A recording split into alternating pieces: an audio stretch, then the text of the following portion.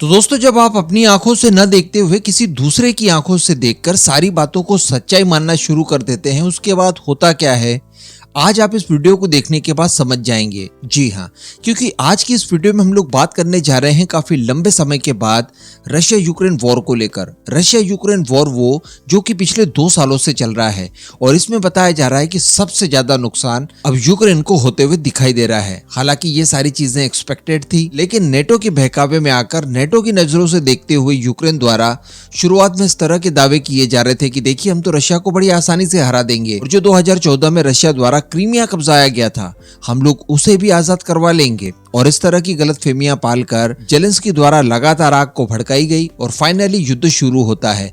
आज 2 साल हो चुके हैं, किसी का कुछ नहीं गया, लेकिन जो स्थिति यूक्रेन के अंदर हुई है वो इस समय काफी ज्यादा भयानक, काफी डरावनी और काफी दयनीय है। और इससे भी बड़ी बात कि इस आग में जिन जिन देशों ने घी डालने की कोशिश की थी, खासकर अमेरिका और पश्चिमी देश बाकी के, इन सभी देशों ने अब अपना हाथ यूक्रेन के सर से वापस ले लिया है। देखिए, अमेरिका की अगर बात की जाए तो अमेरिका द्वारा फंडिंग प्रॉपर नहीं की जा रही है।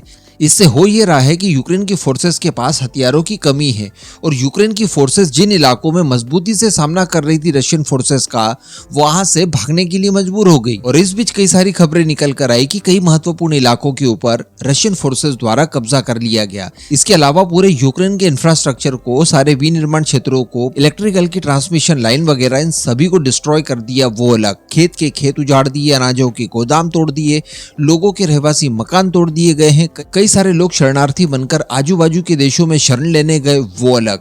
इसके बाद अभी मैंने 2 दिन पहले ही आपको एक वीडियो बनाकर बताया कि फ्रांस, ग्रीस और साइप्रस के द्वारा यूरोपियन यूनियन में भी वीटो कर दिया गया है। ये वीटो उस लिए किया गया है जो कि यूरोपियन यूनियन द्वारा हथियारों को भेजने के लिए वित्त पोषण दिया जाता था। इसमें स्पेशली नाम निकल कर आ रहा था टर्की का। टर्की की तरफ से कई सारे आर्म्स एंड एम्युनिशंस, जिसमें कि TB2 ड्रोन महत्वपूर्ण थे, इन सभी को यूक्रेन भेजा जा रहा था लगातार काफी महीनों से। लेकिन इस बार इन तीनों देशों ने, यानी फ्रांस, ग्रीस और साइप्रस द्वारा वीटो कर दिया गया कि टर्की से खरीदे जाने वाले कोई भी हथियार यूक्रेन तक न भिजवाए जाए और इसके लिए जो वित्त पोषण यूरोपियन यूनियन करता था वो अब न किया जाए। तो कहने का मतलब अमेरिका भी ध्यान नहीं दे रहा है, यूरोपियन यूनियन भी ध्यान नहीं दे रहा है और ये खुद के दम पर युद्ध लड़कर रशिया को हरा दे, ये पॉसिबल है ही नहीं। और अब इस समय अमेरिका का सारा फोकस इजराइल हमास वॉर के ऊपर है और इसके अलावा जो अमेरिका में इलेक्शन होंगे इस साल, उसके ऊपर है। तो काफी लंबे समय के बाद यूक्रेन को यह एहसास हो गया है कि इस समय हम लोग अकेले हैं और एकदम अनाथ हैं। ऐसी परिस्थिति में किससे मदद मांगी जाए, तो उन्होंने अब मदद मांगी है भारत से। ये वही यूक्रेन है जिसने भारत को कई बार अनाप शनाप शब्द कहे, भारत को गालियां दी, माता काली तक का उपहास उड़ाने की कोशिश की गई। और जब भारत रशिया से डिस्काउंटेड रेट पर क्रूड ऑयल खरीद रहा था, उस समय यहां तक की बातें कही कि भारत के ऊपर तो देखिए प्रतिबंध लगा देने चाहिए और ये रशियन क्रूड ऑयल नहीं बल्कि यूक्रेनियंस का ब्लड खरीद रहे हैं। अब ये सारी गालियां देने के बाद इन्होंने पहली बार भारत से ये मदद मांगी कि आप जो मानवता के आधार पर एड भेज रहे हैं, उस एड की जो फेरियां हैं उसे बढ़ा दीजिए, पहले की तुलना में ज्यादा एड भेजिए।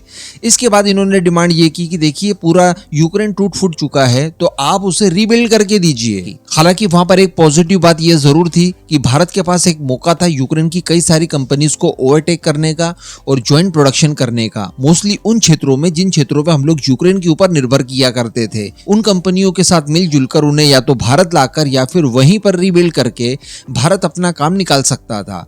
लेकिन अब यूक्रेन के द्वारा एक बार फिर से भारत से मदद मांगी गई और इस बार मदद मांगने का काम संभाला है यूक्रेन की डिप्टी फॉरेन मिनिस्टर द्वारा, जिनका नाम एरिना बोरोवेट्स है। इन्होंने भारत से गुहार लगाई है कि देखिए 2 साल हो चुके हैं युद्ध को, काफी महिलाएं और बच्चे मारे जा रहे हैं, इनोसेंट लोग मारे जा रहे हैं, पूरा इंफ्रास्ट्रक्चर तबाह हो गया है, शहर के शहर बर्बाद हो गए हैं। ऐसी परिस्थिति में भारत अपने इन्फ्लुएंस का इस्तेमाल करते हुए इस युद्ध को रुकवा दे। यानी भारत जो रशिया के ऊपर इन्फ्लुएंस रखता है, भारत नजदीकी संबंध रखता है रशिया से, इन संबंधों का इस्तेमाल करते हुए इस युद्ध को रुकवाने के लिए पहल शुरू करे। वैसे ही भारत के प्राइम मिनिस्टर मोदी पुतिन से सार्वजनिक रूप से कह चुके हैं कि देखिए ये युद्ध का समय नहीं है, तो इन सब बातों के ऊपर भारत अमल करे और जल्द से जल्द युद्ध रुकवाने की कोशिश करे। इसके अलावा भारत को ग्लोबल साउथ देशों की एक शक्तिशाली आवाज भी बताया है इन्होंने।